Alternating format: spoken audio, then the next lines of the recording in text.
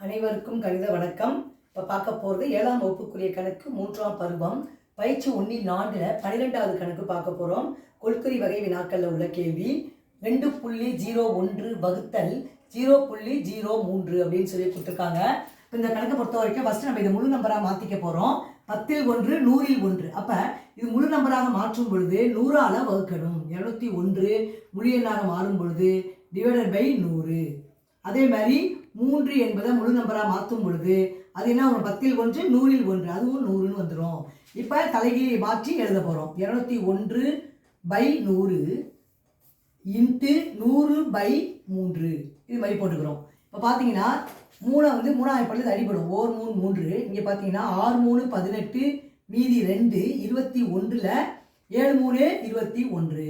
இந்த 100யும் இந்த 100யும் அடிச்சிடலாம். அப்போ வரக்கூடிய விடை 67. அப்போ இந்த கணக்கை பொறுத்த வரைக்கும் வந்த விடை என்னது? 67.0ன்னு போட்டிருக்காங்க. 0.0ன்னு போட்டாலும் 1 தான். அப்போ ஆன்சர் வந்து 67. புரிஞ்சுங்களா?